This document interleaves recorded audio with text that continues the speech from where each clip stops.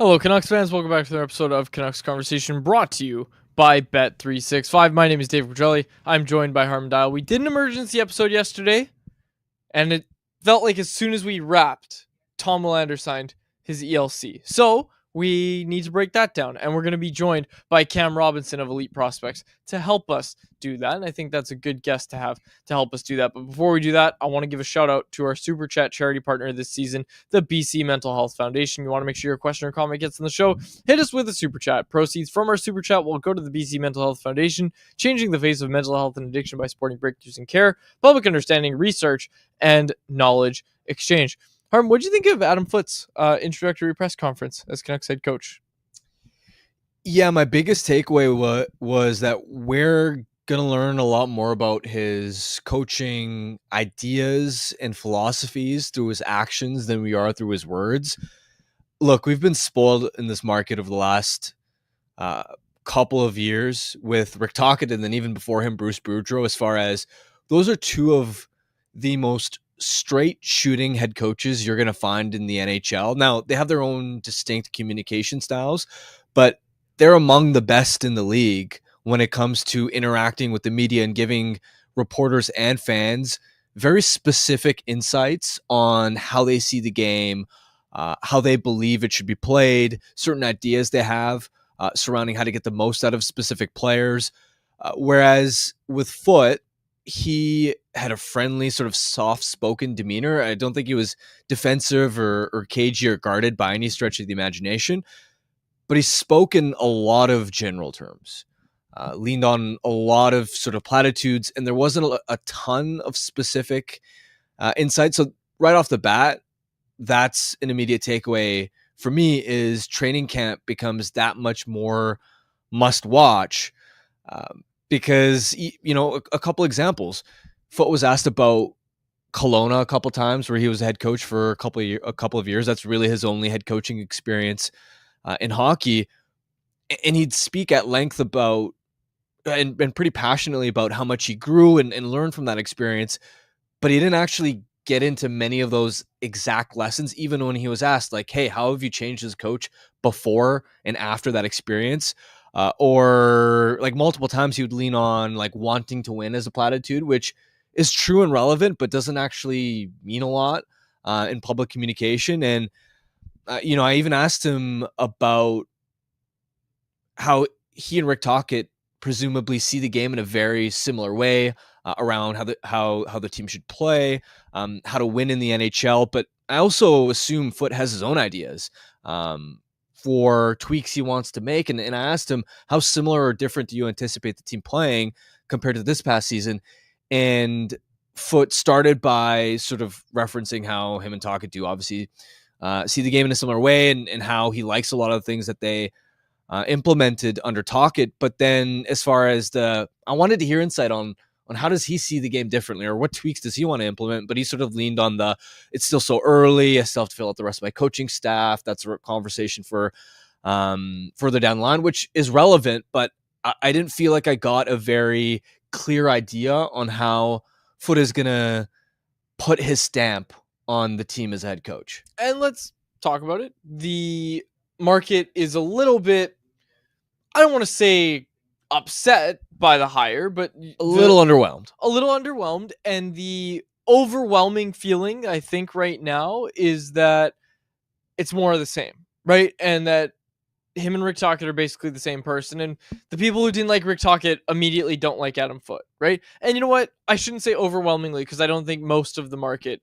didn't like Rick Tocchet, but you know, the ones we see that are concerned that the Canucks are going to be, you know, a low event team, they're feeling the same way about Adam Foote. So I thought today could have been a good opportunity, and let's, you know, we don't have to pick it apart, but I thought today could have been a good opportunity for Adam Foote to come out and say like, hey, yeah, we didn't produce enough offense. We're going to do that next year. This is how we're going to do it. I thought that was kind of a missed opportunity a little bit to at least address that. But other than that, Foote didn't do anything wrong at his press conference. Yeah, and I should clarify, you don't have to be the most forthcoming when publicly speaking in order to be a successful head coach. Mm-hmm. Ultimately, results are what matter the most. It's not like you get bonus style points for being really open in media sort of environments and settings. It was just I don't feel like I learned as much as I thought I was going to in the actual press conference. There were still plenty of things to sort of dive into, a few interesting takeaways, but again, I didn't come away from this press conference knowing how he's going to put his stamp on the team, which I think is something, again, we're going to have to wait for the actions to get a clear indication of, okay, this is how he sees the game. Let's get to some clips from the presser. But before that, I want to tell everybody about our new sponsor. Talked about him before. The Vancouver Whitecaps, who are back on the show, okay? The Whitecaps, through 12 match days of MLS regular season action, Vancouver Whitecaps FC lead the MLS Supporters Shield and Western Conference standings thanks to a club record 8-1-3 start to the season. Over the last 5 weeks, the Blue and White have put together a club record 11-game unbeaten run across all competitions. The Caps will aim to continue their fine form with the first of 2 consecutive MLS road matches against Western Conference opposition, starting with a visit to Austin FC this Saturday, May 17th. Whitecaps FC will play in the 2025 CONCACAF Champions Cup final on Sunday, June 1st against Cruz Azul. There's a name. This is the first time in club history Whitecaps FC has reached the final, and the third time a Canadian team has reached the final. Just the third time a Canadian team has reached the final. Wow. For more information on how to get tickets or watch the match, visit whitecapsfc.com. Okay. Adam Foote, his press conference today. Where did you want to start? I think we should just start with Foote's opening comments. I thought it was interesting. Talked about how he came into Vancouver as a player, opposition player, obviously, and talked about Burnaby Joe Sakic. And ultimately, he tells a story of a Canucks fan thanking him for winning a gold medal on the street. When he thought he was going to get chirped a little bit by a Canucks fan, he tells that story in his opening press conference. I appreciate the opportunity, and very exciting day for myself and my family, and looking forward to this new challenge and this new chapter in my life. And this is a great hockey city in Vancouver. I experienced that many years ago after we used to come in here and get beat up pretty bad by the fans playing in Colorado. They didn't like us too much. We were very lucky to have a great player that's from the area, and Joe Sakic, that would put a pounding on Vancouver most nights when he was here, and we enjoyed that in that time with Joe. But I would say after winning an Olympics, getting an opportunity to play for your country is pretty special. And walking around Vancouver, we thought, here they come again to give us a hard time. And I got stopped by some fans, and they thanked us. And right there, I looked at Vancouver real different, and I looked at Canada and the way hockey's huge here. It's very big, and I understood that a long time ago. Always enjoyed playing here, and I loved coaching here. And I think this city wants to win, and it's nothing but what we all want to do. So it's very exciting times for me. Big theme was that he wants to win. So there you go. Adam Foote wants to win. The players want to win. He was loose. I will say, sometimes the jokes were on today. Sometimes coaches and GMs that maybe aren't as revealing do so, sort of like Alvin. You get a feeling that they're a little bit uptight, and that they aren't the most comfortable with the microphone in front of them. They maybe aren't the most comfortable with the bright lights and all the cameras on them. But Foote, especially because of his playing days, and of course being such a decorated, legendary player, an important leader that would have interacted with the media a lot, he seemed really comfortable in that environment. And that's important when you're in a big market like Vancouver, where there's always drama, there's always controversy, there are always going to be tough questions. And so even though he may not have revealed a ton of specific insights, it is a good sign to me that he was comfortable in this setting, that he was consistently cracking jokes. To me, it shows that he is sort of ready for the amplified public attention that comes with a high-profile head coaching opportunity in a huge Canadian market. Okay, now I want to get to this clip because there's already people in the chat. The number one thing we're hearing since Foote was hired was, well, what about his days in Kelowna? He was asked about his days in Kelowna. This is what Adam Foote had to say when he was asked about his 1.5 years coaching the Kelowna Rockets in the WHL.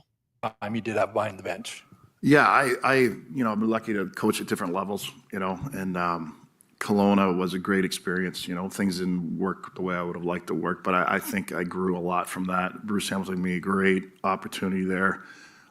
It was good for me. I'm not sure I would be sitting here today without that experience and learning from it. And, that was a long time ago, and there's been a lot of growth. I've been surrounded with, great people. And, when you're surrounded by good people, if you can listen and learn from them, you can move on and keep getting better. If a new head coach had come in from outside the organization, they may have looked at a healthy Thatcher Demko and thought that's... Went a little long there. We started to hear from Jeff Patterson. That was another thing he talked about as well, was the goaltending. Talked about leaning on the athletic staff and everything in that answer. Well, that's one of those ones that falls under the criteria that you laid out, where it's, we'll see. We'll see his actions will tell us more than his words will on that. Okay, the last thing I wanted to get to, because we heard his answer on Kelowna there. I don't know. The Kelowna thing never really mattered to me. Like, I've been saying it for a few days, so I don't want to dive into it too much. The one thing I will say is he said he's learned from it. The other thing is he's learned a lot from Rick Tocchet. He talked about how much he's learned since becoming an assistant coach with the Canucks. And again, would have liked to hear more specifics about what he learned, but we didn't. So we're going to have to wait until the actions and see if the 20, 25, 26 Canucks play like the 2018-19 Kelowna Rockets. Hopefully not. Finally, I want to get to this one. Patrick Alvin talked about Tom Willander, and that's going to set up our next guest, Cam Robinson. Tom Willander yesterday. What can you tell us about the path forward here? I mean, are you guys looking to put him in the NHL right away? What are you looking for from him next year? Well, first, we're very excited to get another young defenseman in here, and a player that our development staff have worked with over the last 2 years. And again, Tom is going to prepare himself and take all the right steps, so he will dictate where he's going to be. If he's ready to play in the NHL or if he needs time in the Abbotsford, that will come through training camp. Reports are suggesting that Willander is not going to join the Abbotsford Canucks for this playoff run. For those wondering, because I know that question is coming. Speaking of questions, let's ask some questions to our next guest, Cam Robinson, who's brought to you by Pacific Toyota Dealers, who want to tell you about the 100% electric Toyota BZ4X. An SUV packed with plenty of space, the BZ4X can handle any terrain and can take you from the city to the slopes. It's backed by the peace of mind that comes with knowing you're driving a Toyota, and if you're driving a BZ4X, you get access to HOV lanes, even if you're driving alone. When you choose the BZ4X, you can get a $5,000 incentive, and now you can finance 2025 BZ4X LE all-wheel drive from 0.99% APR for 36 months. Visit shoptoyota.ca or your local Pacific Toyota dealer today. All right, Cam Robinson of Elite Prospects joins us now. Cam, I think the most straightforward question I can ask you is, what are the Canucks getting in Tom Willander? They are getting a very cerebral, very smooth skating defenseman on the right side. Obviously not the biggest player, not the fastest player, not the most dynamic player. He's not going to wow you with highlight reel goals or big thunderous open ice hits. But, I talked to his defensive partner there, Sasha Boumediene, in the U18s, and he was just saying, he's like, nobody has a better stick in college hockey than Tom Willander. Like his ability to gap up and use that stick. He doesn't chase. He times it really perfectly. His gap is really, really strong. He's the type of player who's going to play a significant role for a club, in a top four situation, eating up minutes of 5-on-5, killing penalties, maybe seeing some second power play opportunities too. I think that the focus should be on him, developing a little bit more of his puck handling in transition, adding a little more pop to his shot and some lateral agility in the offensive zone to kind of open up some of those lanes, those passing options, some shooting options. But I think that the bedrock, the real foundation of his game is defensively and transitioning the puck effectively. And he improved on those things, in significant amounts at the NCAA level. And I think that we'll see him bring that with him very swiftly into the pro game. If you had to put percentage odds on it, how likely do you think Willander is to make the Canucks out of training camp next season and be a full-time NHL defenseman right away? I would say the safe bet is to say that he's going to be in Abbotsford to start the season next year. Not to say that there isn't a chance. Like he has a fighting chance of taking that third spot on the right side. I think that's depending on what they do in free agency, of course. But as it stands right now, I think he has a puncher's chance. But it would make the most sense for him to get his feet wet in the American League, play 18, 19, 20 minutes a night, get those reps in, continue to build on a little bit of his offensive game while harnessing that defensive. The AHL is a difficult league to play in, right? Like, it's a good stepping stone. It's a nice, he wasn't dominating at the college level. And I asked him that, do you think that you've, kind of outgrown the NCAA? And he's like, yeah, a little bit. Not that, I'm dominating it, but that developmentally I need a greater challenge. And I think the American League represents that greater challenge for him. And, as the season wears along or as injuries arise, getting him up there, getting some looks, getting that cup of coffee so that he understands what level he needs to get to, because, he's still a young kid. You have a long runway with this one that you want to get it right. You don't want to rush him and lose any confidence, but he's a very bright kid. When you speak to him, he understands his strengths, his weaknesses. Really a class act, I would say too. So I think that the future's really bright on the personality there too, and the drive to get better. You mentioned the story, the conversation you had with him. What was your biggest takeaway from that conversation you had with Tom Willander? Honestly, like, he is very well spoken. Like, he's considerate and thoughtful with his responses. Like, obviously my job is to try to, I'm interacting with this player, but I'm trying to get something too, right? Like, I'm looking for a good quote, something. So I'm teeing things up for him, and he's just dodging them left, right, and center, just keeping it very professional, very, this is where I'm at. We're not close to getting anything done, but that's okay. I'm going to focus on this until then. And if it doesn't work, I'll continue to focus on my off season and get ready for next year, wherever that's going to be. So you can tell that he's a bright kid, but just, he's got a good head on his shoulder. And I think that speaks to the family. His dad's a high level skills coach back in Sweden, works with top players, Jesper Bratt, Anton Frandell. So he knows, he comes from a hockey background and a hockey family, and it shows that he's well conditioned for the spotlight that he'll be in.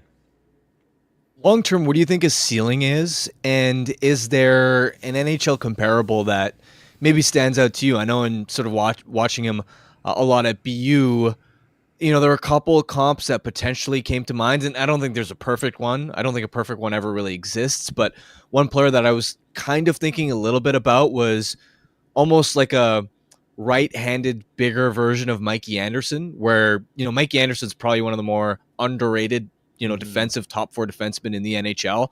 As far as defending with his feet, really smooth skater, doesn't stand out when you watch him play, but can just log a lot of crucial, high leverage, top four minutes in defensive situations. Is there a comp that stands out to you?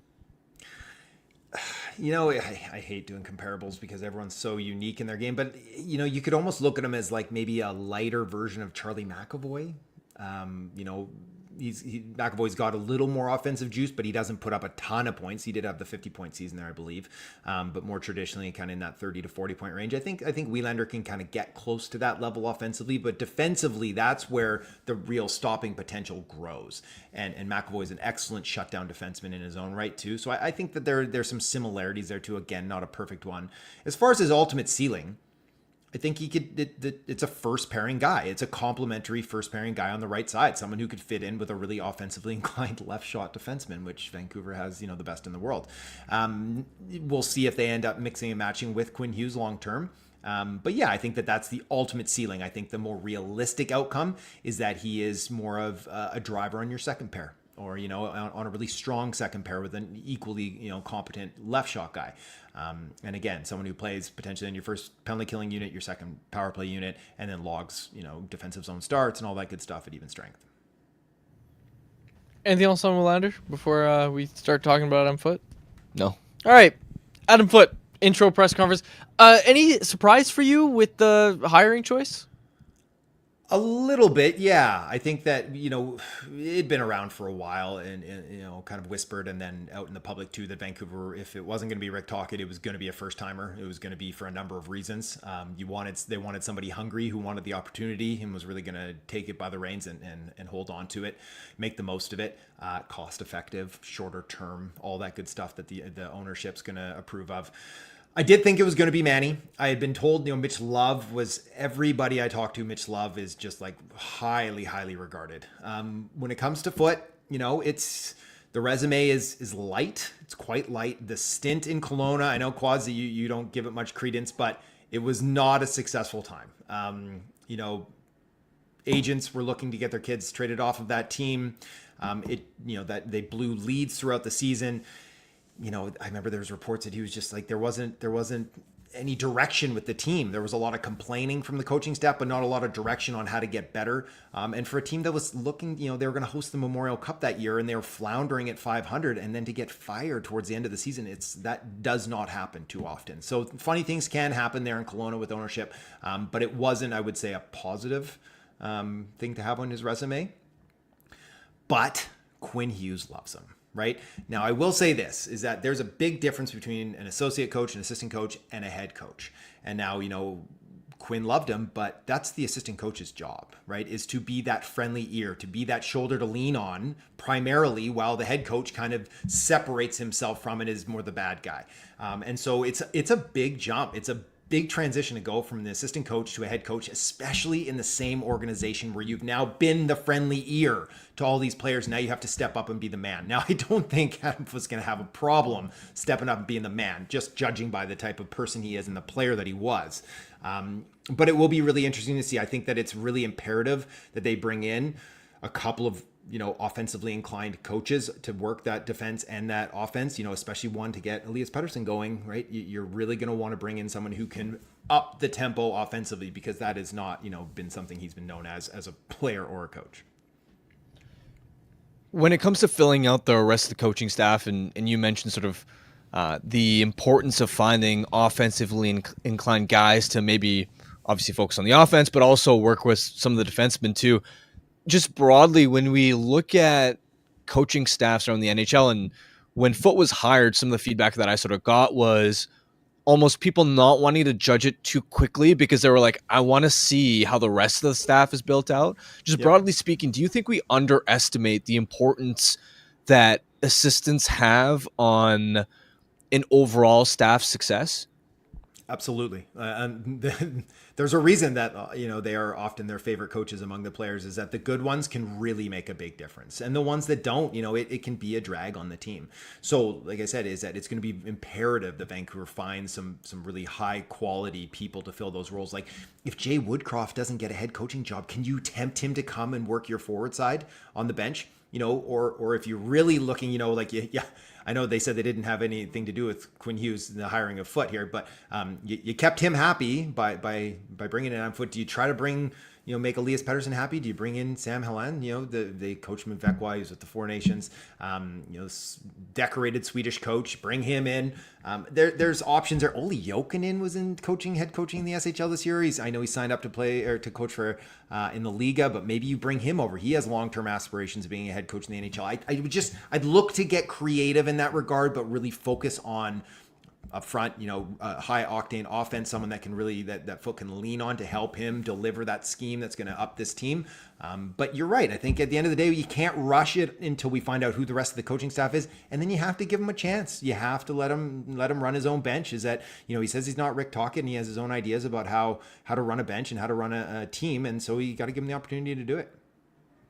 What's Mark Crawford up to, right? Oh, love Crow.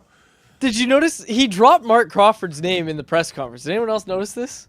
I missed it. I didn't even clock it in real time. He, unless I'm imagining something, I'm pretty sure. But From the his fact Colorado neither of days? you noticed concerns me. I'm pretty sure he said it though. I'm pretty sure he said I was texting Crawford last week. That's what or last month or something. Anyways, I'll fact check that. But on Foote, what did you think of his answer specifically about Elias Pettersson? I found that one to be a little bit interesting. Yeah, I'm mentioning multiple times that, they are going to support him and they want him to know that we're here to support you. It sounds an awful lot different than whispering to other teammates to tell him to toughen him up, right? To kind of go in through the side door to get this guy to light a fire under him. That didn't work. several people probably could have told him that wouldn't have worked just by speaking with Pettersson for 5 seconds, is that he's not the type of personality who's going to get pushed into things. So I do think that support is the right course of action and how to deal with him. So Foote's saying the right things. And then again, we will see who they bring in to specifically work with the forwards and try to get that going. Is it going to be a younger person who can, maybe relate to him a little bit better and have that friendly, that common ear? It's you got to keep Quinn happy, and you got to figure out how to get Elias Pettersson back to his old level, because without those two things, the team's going nowhere. We can talk about the coaching all we want, but management has to significantly bolster this forward group for the coaching staff to have the right arsenal of weapons to actually improve their offensive output. We know what the Canucks need as far as true first-line caliber difference makers and a legit 2C behind Elias Pettersson are some of the hardest pieces to affordably acquire, and this is a relatively weak UFA crop as well. There are a lot of teams this summer that have not only the ambition to get better, but to also have a lot of cap space and draft picks to potentially spend. What's your confidence level that the Canucks can actually find the right forwards to meaningfully upgrade this top 6? I have a feeling that they are going to have to pay a lot to get it done, whether that's in trade or in dollars in free agency. I expect it's going to be through the trade route. And, we already saw Rutherford kind of setting up the fan base, getting them ready for that it's going to be very expensive, I believe was his quote, to fill that second line center, but it would be more expensive not to. And obviously that means that it's going to be more expensive in losses, wins and losses. You're not going to be able to compete without that, which is true. But, if the end of the day, if it means moving their first round pick this year and a Tom Willander or a Lakira Maki for a second line center who doesn't turn out to be a needle mover, that's going to be very, very expensive. So you move that type of package out to get someone young enough that you can, help grow with your team and keep around for several years, but also gifted enough that they're going to actually compete to be a number one center for you. And that's very difficult. And like you said, that there's going to be a number of teams who have better trade packages that they could put up for a player like that becomes available. Or, the limited free agent market is that teams will have more money and potentially more desirable situations to lure free agents into that, because once upon a time, Vancouver used to be a desirable location. It still is a great city. It's beautiful. It's Canadian, so the fans are rabid, which some people love, some people don't. But, the noise around this organization it is heard far and wide across the league, and players recognize that there has been dysfunction. And so yes, now there's a new head coach. Not sure if that's a positive or negative. Rick Tocchet is also well respected, but it starts at ownership and how players are treated, how staff members are treated in the organization. It's been clocked around the league, and players recognize it. So I do feel like they're going to have to overpay, and they're going to have to get lucky on their target, and hopefully it breaks right for them. 2-part question. First part, when it comes to addressing the top 6, and you can pick either a centerman or a winger, is there an ideal target or two that you would have in mind, either via trade or for agency? And secondly, I specifically wanted to ask you about Marco Rossi, because he's a 60-point centerman out in Minnesota. We saw in the playoffs that he was playing on the fourth line. There's been a lot of speculation and noise for a while that, hey, could he be a guy that shakes loose? Now he's an RFA that's looking to get a big contract, all setting up towards him being potentially moved. Do you see Rossi as a potential fit for the Canucks? Because this is something I've been thinking about in my mind. Is he's a talented center, legit 2C, but he's also 5'9". He's also more of a supporting top 6 player, I'd say, rather than like in Minnesota, mostly playing with Kaprizov and Boldy. Those guys are doing a lot of the heavy lifting as far as actually driving play, whereas in Vancouver, you're not going to have a Kaprizov or Boldy to play with, so you'd have to be doing more of the heavy lifting there. Do you like the idea of going after Marco Rossi? I love talent, and so I like Marco Rossi. So you wouldn't be a perfect fit in Vancouver just because of the size. And, Pettersson's not a big, heavy center, so now you're a little light down the middle there, but you got loads of skill. I've said it before. I said it on Security Press. I don't believe that Minnesota is enamored with Marco Rossi purely because of his size. And that's the only reason why, because he's young, he's productive, He's like a pro's pro. First one in at the rink, last one out sort of thing, really dedicated to his craft. The players love him. I think he would be an excellent fit basically in any organization that wants to slide him in as a 2C. It would be even better if your 1C is 6'3", 220 though. So for Vancouver, you're absolutely right, is that he won't have that type of player to work with that he did in the regular season with Minnesota. And so he would have to take that step forward to be a play driver, which I think is very much possible. Again, though, is that there's going to be teams out there that are very, very interested in Marco Rossi. So is it, I brought up this hypothetical, is it Willander and 15th for Rossi and a guy like Spacek, a right shot defenseman in their organization who doesn't seem to have a future there. He's blocked out, that they would probably be very quick to move both those players. And I'm sure Minnesota would be very interested in that until a team like Buffalo comes up and says, well, how about we give you a top 10 pick in this prospect for Marco Rossi and make up for the fact that we passed over him in the draft a few years ago. Or, a team like Columbus that has multiple first-round picks. They're probably not looking for forwards at this point. But you know what I mean? There's going to be other organizations that have things that maybe will trump what Vancouver has, or they'll have to add to that package to get it done. And so I think it'd be great to land Marco Rossi. I don't think it's super likely that it's Vancouver that he ends up in. Still a possibility. As far as the other options out there, I mean, Sam Bennett is going to have his pick of the litter with huge money on the free agent class. Matt Barzal is going to be attainable, injury prone, 28 years old now. He won't come cheap either. So there's really not a perfect player sitting out there waiting to be traded to Vancouver, which is where they're going to have to get super creative. And they might have to go and do into that second tier of players or that third tier of players and hope that it works and hope that their professional scouts can identify someone who's ripe for a greater opportunity and he's going to really step into it and grow into that. That's where they get paid.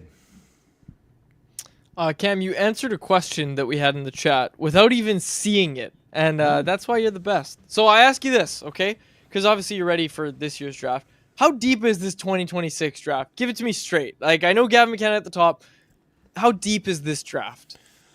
26, I mean, it's good. It's good. Like when we were in Texas, the U18s, the best performances primarily came from 2026 kids. It is Gavin McKenna's draft by far. We have our near generational talent at the top, like we've started to get accustomed to. And then there's still a whole host of very, very good players that are going to fall into that 2 to 10 range. And that includes some like really dynamic defensemen, which we're missing this year outside of Schaefer, some big power centers, some big power forwards. It's a nice blend. The depth of it will show itself in the next year. It's really hard to gauge that true depth of a draft past the top 10 a year or 2 years in advance, but it's definitely shaping up to be much stronger than 2025 was. And if your next question is how should Vancouver hold on to their 2026 pick, I'll just get ahead of that and say, in no way should this team be moving their 2026 pick at this point. You look at Nashville, who had a Norris level defenseman in Roman Josi, a Vezina level goaltender in UC Saros, a frontline player in Philip Forsberg, and then went and spent huge in free agency only to be at the basement, right? To be at the bottom of the league this year. Things go wrong in a year.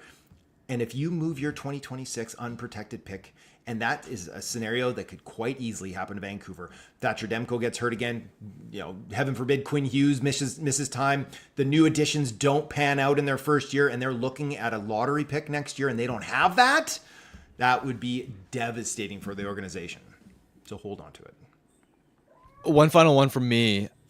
We've been kicking around a little bit the idea of a potential Bo Horvat reunion in Vancouver. Now, obviously, a big potential complication is that Bo would have to want to come here because he has some degree of trade protection, and it wasn't the most diplomatic exit, we'll say. But provided he would be open-minded to it, if you're the Canucks, would you have him at the top of your priority list as far as a potential target this summer? It's tough because, like, in a vacuum, he's the type of player that would make a lot of sense for them to have to come in. He's a guy who can score 30 goals. He can play two-way minutes for you. He knows how to play in a Canadian market. He's a leader. All these boxes checked. He's not cheap, and he's starting to slide towards the downside of his career. But at the same time, it's like, how often does going back to an old girlfriend work for either parties, right? Like you end up, it's like, I talk about this when you break up with somebody, it's kind of like pushing over a vending machine. it's hard that first push, and sometimes it wiggles back at you, and you end up rebounding back, and it takes that one big push extra. I mean, I think at this point, it's probably best if both sides just continue their parted ways. But because the market is so light and options are few and far between, I'm sure the organization has to look at it. But if I'm Bo, I'm probably like, I'm fine. I just look at it and say, okay, it's not Bo Horvat. You have a blindfold on. You don't know it's Bo Horvat. And I say, hey, here's this guy who can do all those things you mentioned and also revitalize your power play, give you a look that you haven't had since Bo Horvat left here. Again, not necessarily talking about Bo Horvat. You would like that player. You would want that player in Vancouver. I think for the club, it makes sense. I think for Bo, if it's me, and everybody's the same there, right? No, it hasn't changed at the core of the organization. Is everything that happened while you were there and on your way out the door, those people are still here? I think I'm probably like, I'm probably good. If you want to ship me, maybe ship me somewhere else. Probably right, Cam. Cam, thanks so much for taking the time today. We appreciate it. Of course, Wes. Talk soon. There he is, Cam Robinson of Elite Prospects. Okay, let's get to, or no, just before anyone else, I want to make sure I tell everybody about Greta Bar YVR, the home of our electric watch parties during the season, and a great spot to watch the playoffs. I apologize. I was on the Leafs bandwagon. Shouldn't have been. Leafs are still frauds. We'll talk about that in a second. Greta's a great spot for all of the Stanley Cup playoff action. They got plenty of arcade games to go along with the bar and the iconic street food menu, so make Greta your spot to hang out next time you're downtown. 50 West Cordova Street is the address. Let the games begin. Let's get to anyone else, which is brought to you by the Vancouver Canadians, who are back at home this week. Tomorrow, they've got a nooner at the Nat on Friday the 16th. Get out of work early, grab some friends. On Saturday the 17th, the Seas host Women in Sport Day with a special guest appearance by Hazel May. And check out the White Spot Family Fun Sunday on the 18th. Bring the kids. They get to run the bases post-game. It's always a fun day on a Sunday afternoon at the ballpark. For tickets, call 604-872-5232 or check out CanadiansBaseball.com. Okay. Anyone else? The Leafs, absolute fraudulent. This is why you don't sign Mitch Marner and why you take it to the 11th hour, because it's in the 11th hour, meaning the playoffs, that Mitch Marner reminds you who he really is, and that's an unserious competitor. Well, the worst part about it is Marner is still going to have such a high demand for his services coming off the 100-point season. Not from the Leafs. Do we know that, though? They shouldn't. It would be hilarious. They've been trying to sign him. Be hilarious if they repeat the same mistakes. Well, they also asked him to waive his no trade at the deadline. Especially after 100-point season, 4 nations, I bet you some teams would look at that and say, if you just get him out of Toronto and that pressure cooker of playing for his hometown team, that he'd be a bit better. You've been saying this for a while too. Vegas? And even the execs that I've spoken to right before the playoffs were saying, yeah, sure, Marner's stock goes up if he has a strong playoff run, but even if he fizzles out, it's probably still getting exactly what he wants in free agency. So the worst part about this for the Leafs is if Marner chokes out, it doesn't help you get a cheaper Mitch Marner extension done. No. And I mean, I'm trying really hard not to let my glee show over the top watching that game last night. Oh man, chips are down, right? You expect Dmitry Kulikov, Jesper Boqvist, AJ Greer, and Nico Mikkola to come through. You expect those guys offensively to outscore Marner and Matthews, right? Just classic. And what an iconic Mitch Marner turnover with that blind backhand pass that don't even remember which goal it was, but just watching it was Boqvist. Just watching it over and over again. Just that's an iconic all-time Mitch Marner playoff moment. You said it better than I ever could. I want to quickly acknowledge we got the super chat during the interview with Cam, and Cam answered the question, but it was from Adam Voth, and it was a $5 donation to the BC Mental Health Foundation. So we appreciate that. His was about the kind of package the Canucks would have to put together to get that top 6 forward, and Cam obviously answered that question during the interview. Okay, so the Leafs, all right? We're going to talk about the Leafs here because they're now, on the ropes. Do you think they win Game 6, bring it back to Game 7, and then they slay the dragon? What are we thinking here? There's some steps that need to happen, but what's the vibe check? Well, I don't want to take victory laps too early, but yeah, I mean, Quads, put it this way: they win Game 6. What do you think happens for the Leafs on home ice in a Game 7? Yeah, exactly. Like, seriously, what are we talking about? Like, I think even Leafs fans know it's over. if they win Game 6 that, hey, our history of Game 7s, especially on home ice, hasn't been great. And I mean, just think about where they were just around a week ago. They were up 2-0 in the series, and then in Game 3, if I recall correctly, they were also up 2-0 in that. So they not only blew a 2-0 series lead, but they blew the 2-0 lead within the Game 3 that would have basically sealed the series. This is again, don't want to take the victory lap too and start celebrating too early, but this would be a really spicy, really fun storyline. Charlie in the chat said, dude, the B-roll of the sad fans in Leaf Square made my heart warm. Well, also just every shot of Matthews on the bench is just so good. Just expressionless, emotionless, just based off his facial expression, you would think there's just like nothing left in his soul. You could build around Matthew Nyes and William Nylander, like the only competitors on that team. No, you can't. Why? You can't. You're like, this is the problem is you've got the elite talent is part of the reason why you at least are guaranteed to make the playoffs every year. You subtract First of all, I don't think it makes any sense to even entertain the idea of moving Matthews to a franchise center at the absolute low point of his value. Yeah. But even on Marner, you sort of need those guys to make sure you're at least in the playoffs every year. And this is where, I mean, if you're management, you're kind of hosed, because even if you want to walk away from Marner, great, you open up a bunch of cap space. What are you going to do with the cap space? Because the rest of the UFA market doesn't look great. Sam Bennett, baby. Sam Bennett, go get him. All right.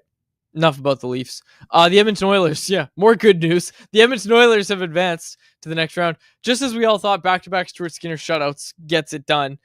This is the same script as last year, where Stuart Skinner gets pulled in the second round, and then he returns in the second round, and then he'll just finish out the playoffs. He'll be their guy for the rest of the playoffs. And again, this is why goaltending is voodoo. It's crazy. Who would have thought that Skinner would have those back-to-back shutouts? Hill was a weak link in my mind throughout the series, which maybe you could have foreshadowed it based on him getting outplayed in the first round by Philip Gustafsson as well in the Minnesota series. But goaltending is so fickle, and we've obviously seen it with Connor Hellebuck too in the postseason. If you're a team that has a talent deficit on paper and is relying on, we're going to lean on this goaltending edge on paper to make up the difference, it's hard to, like, you don't see too many series where teams just get goalied anymore. Right? Like, which team got goalied this year? Like, what underdog team? There wasn't one. Right? Because, for example, you look at the New Jersey Devils against Carolina Hurricanes. You could have looked at Jacob Markstrom and went, Markstrom's a top 10 goaltender in the NHL. Anderson's been up and down throughout his career. He always gets hurt. You're hoping as an underdog Devils team without Jack Hughes that it has to be the goaltending to make up the difference. And it just didn't. It wasn't a close series. So, yeah, I stand by my opinion that goaltending is mostly voodoo. What do you think about them Jets, Harm? Did I not say that you should? I mean, sure, that first goal Hellebuck allowed was pretty brutal, and to allow the Stars to open the scoring again was pretty brutal. And I stand by my opinion that they should have gone to Eric Comrie for Game 4, but also they only scored one goal offensively. Yeah, you can't win. You're not going to win just scoring one goal. And that power play, as much as we focus on the goaltending side and Hellebuck being a letdown, the power play has gone ice cold, which is problematic because during the regular season, it was the best power play in the NHL. They've got real issues right now. They've got real issues right now, and they play tonight. I don't even want to talk about Carolina, Washington. I just hope Carolina just close out the series, get it over with. Don't want to talk about them till the next round. All right. Anything else you want to get to before we close out? Nope. All right. Was there anything in the chat? Obviously, just a lot of people talking about the Leafs' downfall. Yeah, I think we can just close it out there. Oh, Jacob, what happened yesterday with Team USA at the Worlds? You told us something in our chat here. They were up 5-1 in the second period on Norway. The game went to overtime. The U.S. did win. They won 6-5 in OT, but halfway through the game, they blew a 5-1 lead to a Norway team who does not have a single NHL forward on their entire roster. So a huge comeback for Norway, but good on the U.S. for avoiding the absolute collapse and still picking up 2 points. But it is international hockey, so they missed out on the extra point, right? It's a 3-2-1-0 point system. So the 5-1 blown lead did cost them a point. Who's playing in net for the Americans? Swayman, I think, but I don't know if he played that game. Classic. I think Swayman's there. They have a college kid there as their third goalie. I don't know who their other goaltender is. Wait, is Decord Canadian? Decord's the one who's there. Sorry, yeah, it's Decord, Swayman, and there was a college guy that's there just as the third goalie. I was trying to figure out who the best Norwegian player of all time is. It's very clearly Matt Zuccarello. Yeah, going to be tough to top that one. Well, I couldn't have said that off the top of my head. I didn't know that. According to this website, Quan Hockey, there's 9. I don't think any of them played for the Canucks. All right, we'll close it out there. We'll be back tomorrow. Yeah, people in the chat are realizing we're not playing Family Feud today. We're going to play tomorrow because we still need to do a show tomorrow. No show Monday, but we'll be back tomorrow to play Family Feud, continue talking some Vancouver Canucks, and maybe some more with you all. But we will sign off for now. For my co-host, Harmon Dial. Did you do Bet365? Oh, yeah. Attaboy, Jacob. Good catch. Oh, yeah. You know what threw me off was we already started talking about the games tonight. So, Bet365, bet of the day. I'm taking... the Dallas Stars are heavy underdogs heading into Winnipeg tonight. The Jets probably do push this to 7, though, right? I don't know about 7. I'm taking the Stars. I'm taking Stars.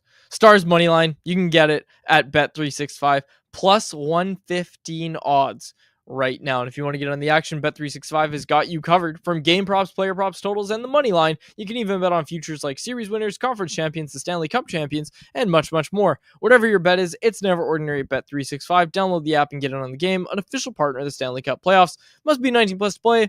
If you choose to play, please play responsibly. All right, now we will wrap it up there. For my co-host Harmon Dial, our technical producer Jacob Azar, my name is Dave Quadrelli. Thanks so much for this episode of Canucks Conversation. Canucks Conversation is live Monday through Friday, every weekday at 2 p.m. over on the Canucks Army YouTube channel. Make sure you like, subscribe, and interact in the YouTube live chat every day with us, folks.